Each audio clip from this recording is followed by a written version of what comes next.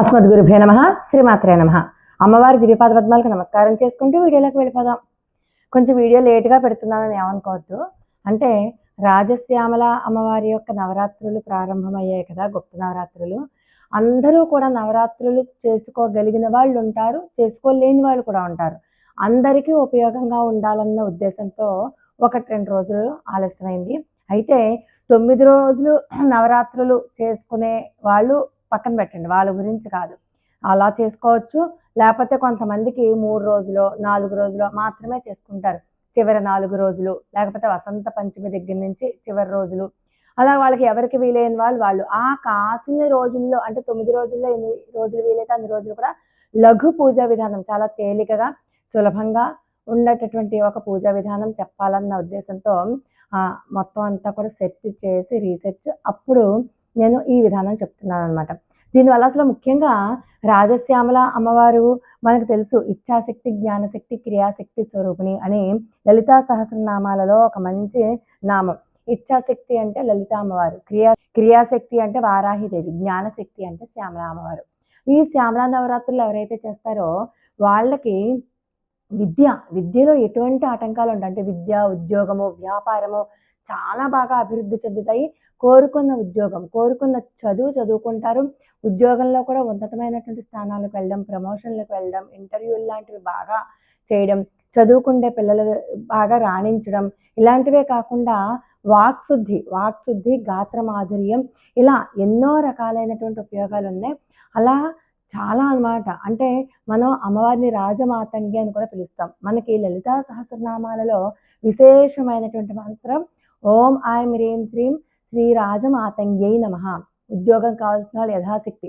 ఈ నవరాత్రులలో మీరు ఖచ్చితంగా లలితా సహస్రనామాలలో ఏ నామైనా పట్టుకోండి, ఒక్క నామాన్ని, మీకు ఇష్టమైనటువంటి ఒకే ఒక్క నామాన్ని పట్టుకొని ఈ 9 రోజులు లేక ఎన్నిసార్లు వీలైతే అన్నిసార్లు ఆ ఒక్క నామాన్ని జపించారంటే 9 రోజులలోనే మీకు ఆ నామం యొక్క పవర్ తెలుస్తుంది. కాకపోతే సంఖ్య పెంచాలి. మరీ 11 సార్లు 21 సార్లు కాకుండా 108 సార్లు, అంతకంటే ఎక్కువ అనమాట. నామమే కాబట్టి మీరు ఒక 10 నిమిషాలు కూర్చుంటే 108 కంటే ఎక్కువ సార్లు జపిస్తారు. విశేషంగా అందులో అనుమానం లేదు. 20 నిమిషాల టైం పెట్టుకుని చేయండి.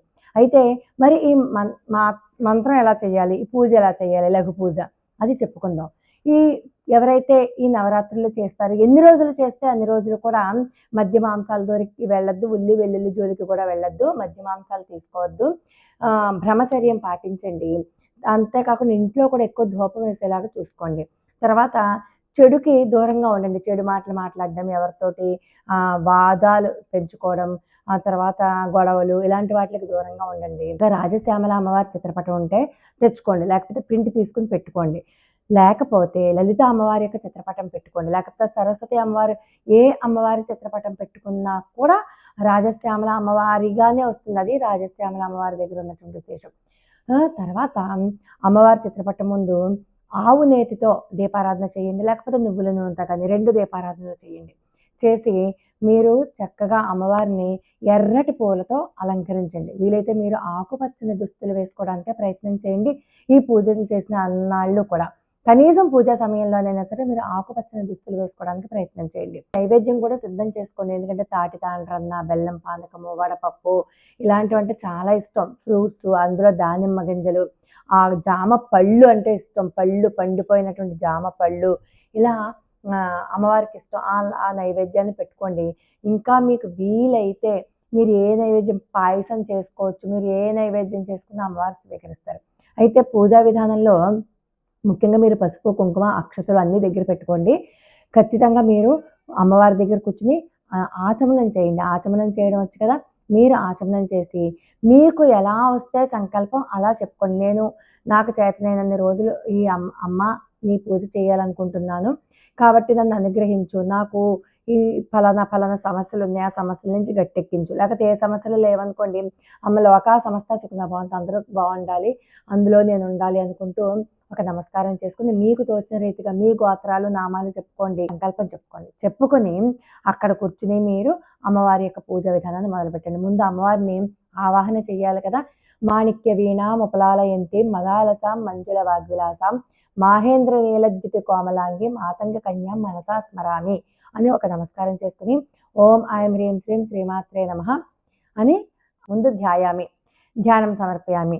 ఆ తర్వాత మీరు ఏం చేస్తారంటే ఓం సంగీత యోగిన్యే నమః లేదా ఓం ఐం హ్రీం శ్రీం సంగీత యోగిన్యే నమః ఆవాహయామి.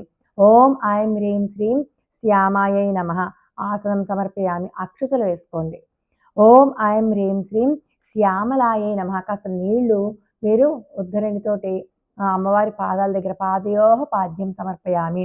ఓం ఐం హ్రీం శ్రీం మంత్రనాయికాయై నమః హస్తయోహ అర్ఘ్యం సమర్పయామి. ఓం ఐం హ్రీం శ్రీం మంత్రిణ్యై నమః ముఖే ఆచమనీయం సమర్పయామి. కాస్త నీళ్లు చిలకరించండి. ఓం ఐం హ్రీం శ్రీం సచివేశ్యై నమః అంటూ కాస్త శుద్ధోదక స్నానం సమర్పయామి అనండి. ఓం ఐం హ్రీం శ్రీం ప్రధానేశ్యై నమః పంచామృత స్నానం సమర్పయామి. కాస్త పంచామృతైన అక్షతాన్ని సమర్పయామి. పంచామృతాలు అనుకుంటూ అక్షతలు వేసినా పర్వాలేదు, పంచామృతాలు అనుకుంటూ పుష్పాలతో కాస్త నీళ్లు చల్లినా పర్వాలేదు. ఓం ఐం హ్రీం శ్రీం సుఖప్రియాయై నమః స్నానానంతరము శుద్ధాచమనీయం సమర్పయామి. మళ్ళీ కాస్త నీళ్లు చిలకరించండి. ఓం ఐం హ్రీం శ్రీం వీణావత్యై నమః వస్త్రయుగ్మం సమర్పయామి. వస్త్రయుగ్మార్థం 2 అక్షతలు వేయండి. ఓం ఐం హ్రీం శ్రీం వైణిక్యై నమః ముఖధారణార్థం తిలకం ధారయామి. అమ్మవారికి బొట్టు పెట్టండి చక్కగా. ఓం ఐం హ్రీం శ్రీం ముద్రిణ్యై నమః హరిద్రాచూర్ణం సమర్పయామి. కాస్త పసుపు కూడా అమ్మవారికి ఉంచండి. ఓం ఐం హ్రీం శ్రీం ప్రియకప్రియాయై నమః గంధం కాస్త పువ్వుతోటి గంధాన్ని అద్ది అమ్మవారికి చూపించి పాదాల దగ్గర పెట్టండి. ఓం ఐం హ్రీం శ్రీం నీపప్రియాయై నమః కాస్త పుష్పాలు పుష్పై పూజయామి అంటూ పుష్పాలని అమ్మవారి దగ్గర పెట్టండి. ఇక్కడ మీరు ఏం చేస్తారంటే అమ్మవారి యొక్క షోడశ నామాలు ఉంటాయి, 16 నామాలు. ఇప్పుడు మనం షోడశ నామాలతోనే షోడశోపచారాలన్నీ చేస్తున్నాం. మీరు గమనించినట్లయితే అది మీకు అర్థమవుతుంది. మీరు మామూలుగా షోడశ నామావళి మామూలుగా చదివేసుకోవచ్చు. శ్రీ ఓం సంగీత యోగిన్యే నమః, ఓం శ్యామాయై నమః, ఓం శ్యామలాయై నమః, ఓం మంత్రనాయికాయ నమః అంటూ 16 నామాలు చెప్తూ 16 పుష్పాలు స్వామి అమ్మవారి పాదాల దగ్గర వేయచ్చు. నేను ఈ 16 నామాలు డిస్క్రిప్షన్లో ఇస్తాను మామూలుగా. స్క్రీన్ మీద మాత్రం మీకు ఏమేమి ఎప్పుడెప్పుడు ఉపచారాలు చేయాలో అవన్నీ ఇస్తాను. మీరు వింటూ కూడా పూజ చేసేసుకోవచ్చు, అంటూ కూడా చేసుకోవచ్చు. లేకపోతే మీకు పుష్పై పూజయామి అన్న దగ్గర 16 నామాలు కనుక మీకు తెలియకపోతే ఓం హ్రీం శ్రీం రాజశ్యామలాయే నమః, ఓం హ్రీం శ్రీం రాజశ్యామలాయే నమః అంటూ 16 సార్లు అమ్మవారికి కుంకుమతో చేయండి. పుష్పాలతో అయినా చేయొచ్చు. పుష్పాలు మీకు అందుబాటులో లేకపోతే కుంకుమతో చేయండి. అంటే కుంకుమ ఎలాగో ఎర్రగా ఉంటుంది కదా, ఎలాగో ఎర్ర పుష్పాలే వాడతాం. ఎర్ర పుష్పాలు కనుక అందుబాటులో లేకపోతే ఎర్రటి కుంకుమ అలా చదువుతూ అమ్మవారి పాదాల దగ్గర వేయండి. ప్రతి నామానికి తీసుకుని వేయాలి, అంతేగాని ఒకేసారి తీసేసుకుని దులిపేయడం కాదు. ఒకసారి ఇలా నామాన్ని తీసుకుని ఓం హ్రీం శ్రీం రాజశ్యామలాయ నమః మళ్ళీ కుంకుమ తీసుకుని హృదయం దగ్గర పెట్టుకుని ఓం హ్రీం శ్రీం రాజశ్యామలాయ నమః పాదాల దగ్గర వేసేయాలి. అలా 16 సార్లు వేయండి. ఓం ఐం హ్రీం శ్రీం కదంబేస్యై నమః ధూపం వేయండి. ధూపమాఘ్రాపయామి. ఓం ఐం హ్రీం శ్రీం కదంబ వనవాసిన్యై నమః సాక్షాత్ దీపం దర్శయామి. దీపాన్ని కూడా చూపించండి అమ్మవారికి. ఓం ఐం హ్రీం శ్రీం సదామదాయై నమః నైవేద్యం. మీరు ఆ నైవేద్యాలన్నీ పెట్టండి అమ్మవారి దగ్గర. వీలైతే మీకు కొబ్బరికాయ అందుబాటులో ఉంటే కొబ్బరికాయ కూడా కొట్టండి. యథాశక్తి నైవేద్యంగా పెట్టచ్చు.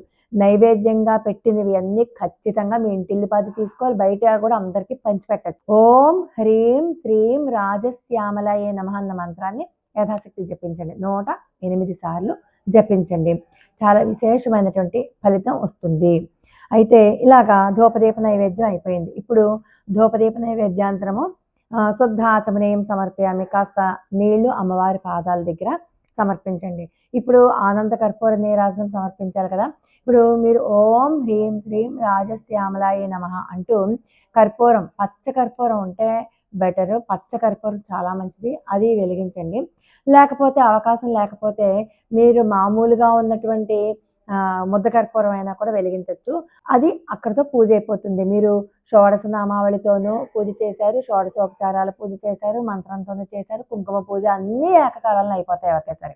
లలిత అమ్మవారి దగ్గర కుడివైపు రాజశ్యామల అమ్మవారు ఉంటే ఎడమవైపు వారాహి అమ్మవారు ఉంటారు.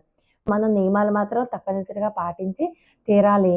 అయితే ఇంకా అవకాశం ఉన్నవాళ్ళు శ్యామలా దండకం చదువుకోవచ్చు, అలాగే లలితా సహస్రనామాలు చదువుకోవచ్చు. అలాగే లలితా సహస్రనామాలు నోరు తిరగని వాళ్ళు రాసుకోవచ్చు. ఇలా ఏవైనా చేసుకోవచ్చు. ఈ నీరాజనం చేస్తే పూజ అయిపోయినట్టు లంపలు వేసుకోవడం, మీకు అపరాధ క్షమాపణ చెప్పుకోవడం, నమస్కారం చేసుకోవడం, యాతత్ఫలం శ్రీ అమ్మవారి పేరు చెప్పి రాజశ్యామల అమ్మవారి చరణార విందార్పణమస్తు అంట నమస్కారం చేసుకోవడం, సాష్టాంగ నమస్కారం. ఆడవాళ్ళైతే మోకాళ్ళ మీద వంగుని నమస్కారం చేసుకోవడం, మగవాళ్ళైతే సాష్టాంగ నమస్కారం చేసుకుని అక్కడితో అయిపోయింది.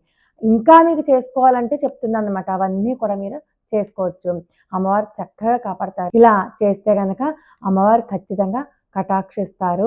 ఏమీ ఇబ్బంది లేదు, హాయిగా చేసుకోవచ్చు.